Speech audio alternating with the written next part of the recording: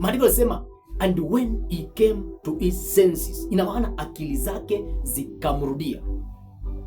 Ndio maana ukisoma kwenye kitabu cha Wagalatia mlango wa 3 mstari wa 1, maandiko yanasema enyi Wagalatia msiokuwa na akili, ni nani aliyewaroga, ambao Kristo aliwekwa wazi mbele ya macho yenu? Mlianza kwa roho, mnataka kumalizia kwa mwili. Kuna wachawi ambao ni specialist wa kuroga akili za watu ama kuibia watu akili zao. Inakuwa hautumii akili yako tena katika kufanya maamuzi. Mtu akikwambia haufanyi vizuri kama jana na juzi, hauwezi ukamwelewa. Lakini mtu ambaye akili zake ziko sawa akwambie kwamba hapa ufanye vile ambavyo unafaa kufanya. Lakini kwa sababu utakuwa akili zako zimeibiwa, kwa sababu akili zako zitakuwa zimekamatwa, zimerogwa, unafanya maamuzi ambayo hata wewe mwenyewe ukirudi kwenye akili zako utasema hapana, hapa sikufanya poa. Maandiko yanasema and when he came to his senses, kwenye kile kitabu cha Timotheo wa pili mlango wa 2 na mstari wa 26, maandiko yanasema wapate tena fahamu zao.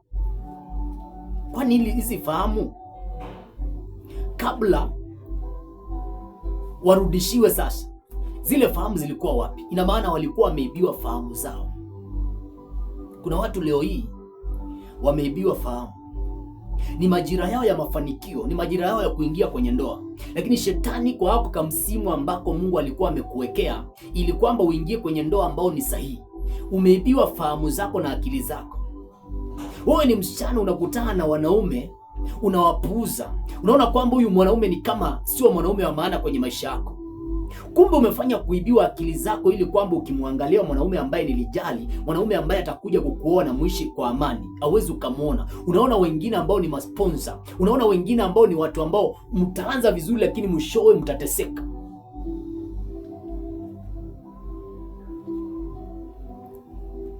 Haya maamuzi mara nyingi ya kwenye ndoa, wanawake wengi wanafanyanga maamuzi ambao sio sahihi. Nilikuwa naongea na mwanamke fulani, akaniambia kwamba mimi na ako kwenye ndoa, akaniambia mimi nimeolewa na mwanaume ambaye simpendi. Ako kwenye ndoa lakini ananiambia kwamba nimeolewa na mwanaume ambaye simpendi. Nikajaribu kuwaza, nikaona na hii ndoa inaendaje kiukweli? Kama mwanamke ako pale lakini kama picha, yeye mwenyewe hajaridhia kuwa kwenye hiyo ndoa, inaendaje?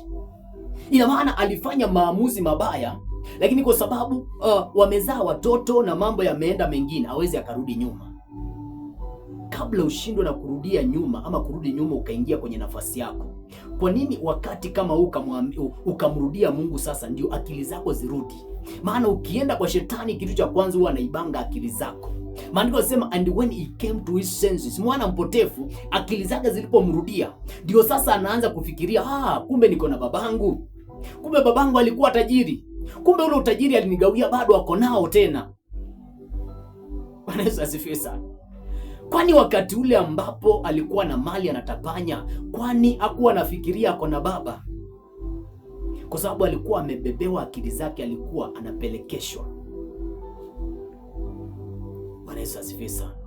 And when he came to his senses, akili zake zilipomrudia, maandiko yanasema ya kwamba akasema maneno kama haya. Nataka tusome kile ambacho mwana mpotefu alichokisema. Ule mstari wa ngapi? Mstari wa ngapi? Wa 17 pale. Maandiko yanasema hivi: alipozingatia moyoni mwake akasema, ni watumishi wangapi wa baba yangu wanaokula na kusaza, na mimi hapa ninakufa kwa njaa. Nitaondoka, nitakwenda kwa baba yangu na kumwambia, Baba, nimekosa juu ya mbingu na mbele yako. Sistahili kuitwa mwana wako tena.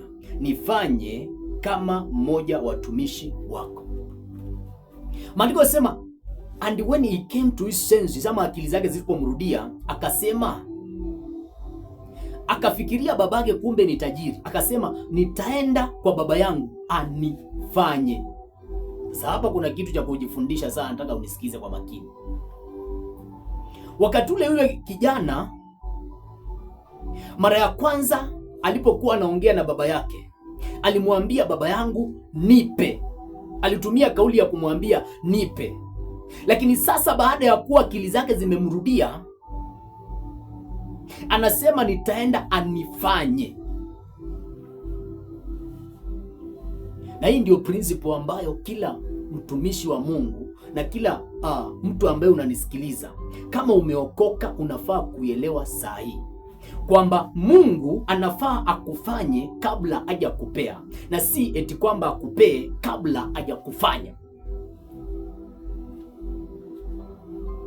Mungu anafaa kutengeneze vizuri ndio ukuwa unaweza ukamiliki hizo baraka. Maana akikupea kama haja kutengeneza, ni bila shaka shetani atakuja kuiba. Maana huna ufahamu wa kutosha. Yule kijana alipokuwa mdogo anamwambia baba yake nipe, lakini alipokomaa akapitia kwenye mateso, akapitia kwenye training vizuri, anamwendea baba yake anamwambia, naomba kwanza, kabla haujanipea sasa, kwanza nifanye, nitengeneze, nifanye kitu kile ambacho unahitaji niwe kwenye maisha yako, ili kwamba unipee. Maana ukinipea ukiwa umenitengeneza, ni bila shaka nitadumu na baraka zangu. Watu wengi leo hii wamepoteza baraka zao, wamepoteza vitu ambazo walipata katika ufalme wa Mungu. Walitangulia kumuomba Mungu awapee, na mara nyingi inakuanga ni wale watu ambao wameokoka jana. Kila wakati unamwambia Mungu nipe, nipe, nipe, nipe.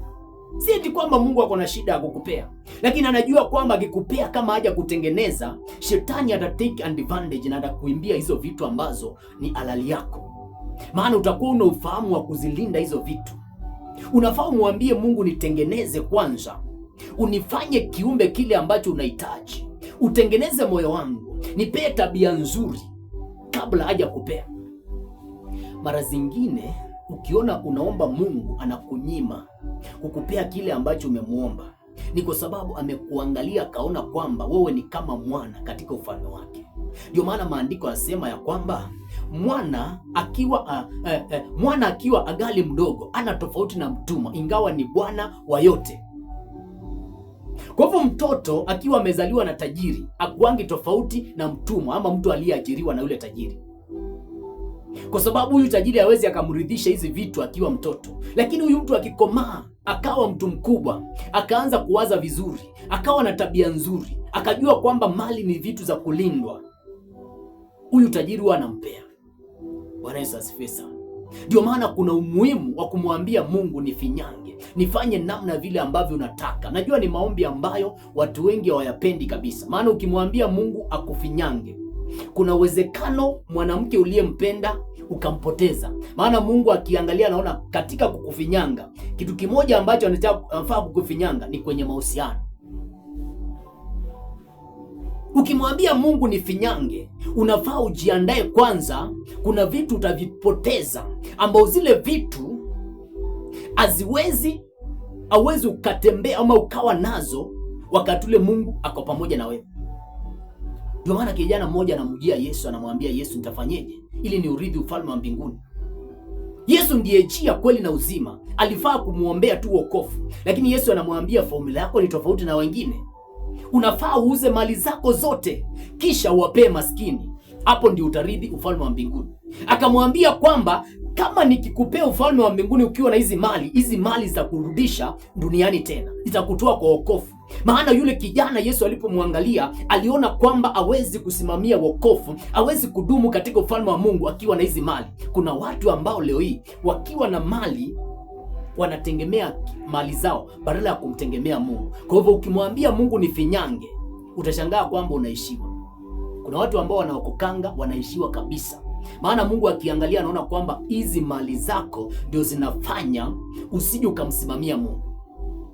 Kwenye maisha yako ni nini ambacho unaona kwamba hiki ndio kinafanya usimsimamie Mungu? Wakati ule utaomba maombi umwambie Mungu nifinyange, ujue ataanza na hicho kitu, hata kama unakipenda kwa namna gani.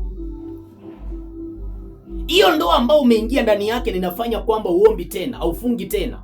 Ujue ukimwambia Mungu nifinyange, nifanye namna vile ambavyo unahitaji, ujue kwamba utapoteza hicho hata kama ni kizuri. Kuna wakati Mungu huwa anakunyimanga unachokihitaji ama unachokipenda, lakini anakupea kile ambacho unastahili.